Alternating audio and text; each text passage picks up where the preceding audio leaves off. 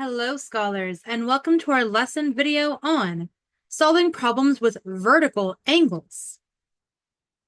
This is in angles and triangle theorems, and the goal is that you will be able to use vertical angles to solve equations.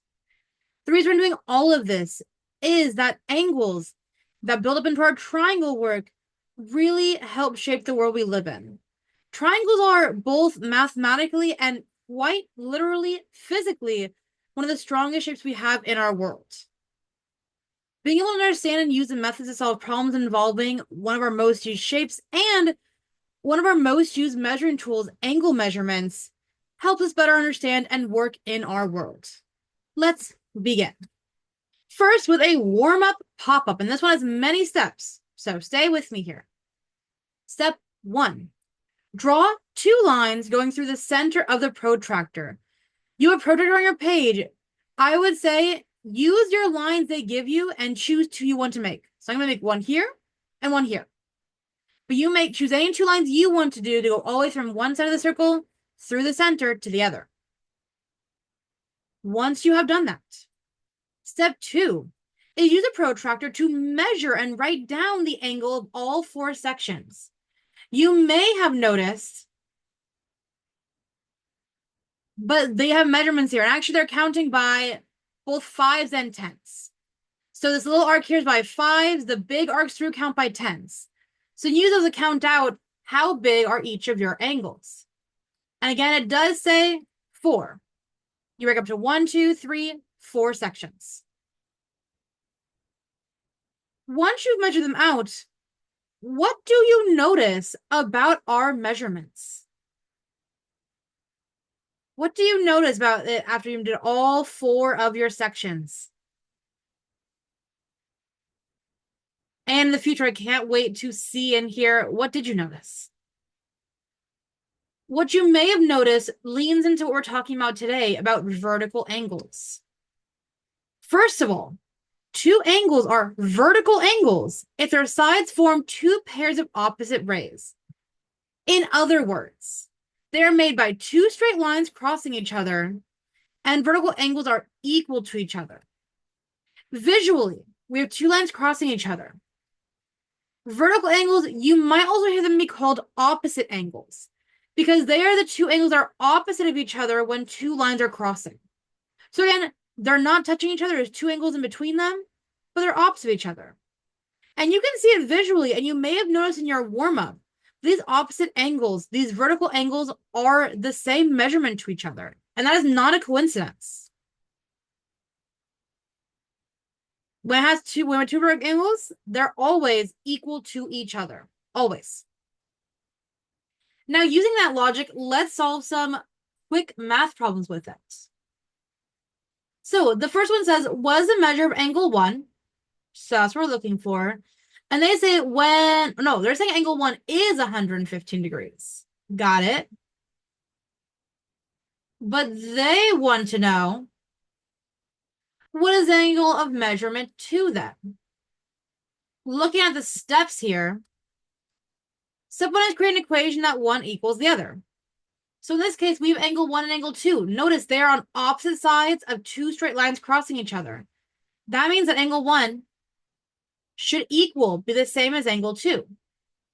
Using that logic, we can actually put in our information to solve an equation. We know that angle 1 is actually 115.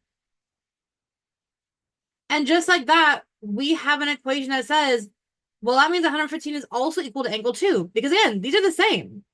So they say, was the measure of angle 2? We're going to say that angle 2 is equal to the same as angle 1 because they are vertical angles. Same thing if we look at this one, but you'll notice we're getting more complex. We're starting the equation the same, though, that one side equals the other side. So I'm going to write that. We have the first chunk, which is 4x plus 80. That should equal the other side, 48 plus 2x. And this is a more complex equation to solve for. So let's get started with it. One of the first things I noticed, if we're going through our list, we don't have any like terms to combine yet. There's no distribution, but I do notice that we have x's on both sides of the equal sign. We want them all to be on one side, normally the left side. So let's move this 2x over. It was a plus 2x, so let's do minus 2x to both sides. On the right side, the 2x's go away. I'm left with just 48. On the left side, 4x minus 2x is 2x. I still have plus 80. We're down to two last steps. I need to get rid of any addition or subtraction and multiplication or division. We have a plus 80 here. To get x more on its own, let's take that away to both sides. On the left side, the 80 goes away. We're left with just 2x. On the right side, we have 48 minus 80, which would be negative 32. We only have one more step to find out what x is. We didn't know it's a typo here. It says value of y here. We're definitely looking for x. There's no y. But our last step is to get rid of a number touching our variable. In other words, it's being multiplied. We divide both sides, which means x is negative 32 divided by 2 is negative 16. But I will write it bigger over here. X is negative 16. Again, it is more complex. Solving the equation takes more time, but the setup is the same. The vertical angles equal each other. So one side equals the other side. Both simple and complex. Take a moment to pause and get your notes in, but I'm going to clear up and head to the you try. Meaning, it's time to see what you know so far. Pause the video to try this problem on your own and resume when you are ready to check your answer. All right, doing a check-in. Pause if you don't have this ready yet. For the first one, it says the measurement of angle 5 is 83. And it wants to know what's the measurement of angle 6 then? Using your logic, if you know, well, these are vertical angles, they are equal. Meaning that angle 5 and angle 6 should be the exact same measurement. And if angle 5 is 83, well, by Joe, angle 6 should be angle 3. So if you have that the measurement of angle 6 is 83 degrees, you are absolutely correct for the first problem. Now let's check A, which is more complicated. In this one,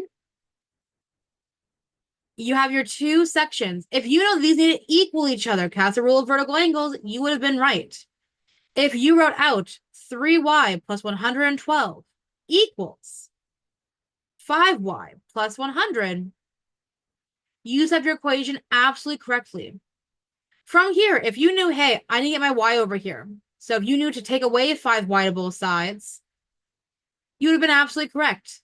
On the right side, you'd be left with just 100. On the left side, 3y minus 5y, if you had put negative 2y, you would have been right. You only had two more steps. If you knew to next, oh, I almost said addition, that would have been wrong. If you knew next to subtract 112 to both sides, you would have been right to do so. 100 minus 112, if you got negative 12, you were right. Now we have negative 2y equals negative 12. Last step, if you knew to divide both sides by negative 2, giving you a final answer of negative 12 divided by negative 2, it's same sign division, so that's positive, and 12 divided by 2 is 6. So if you got y as 6, you would have been absolutely correct. If you notice you made a mistake on the way, please correct it now. But that is the idea of vertical angles. One side equals the other, both simplistic or complex. They start out the same. Again, pause if you need to correct anything in your notes, but I'm clearing up and going to our closing, which is the vertical angles are across from each other, and when those two lines cross, they are always equal, always and forever. With that, I will see you in future videos, but goodbye for now.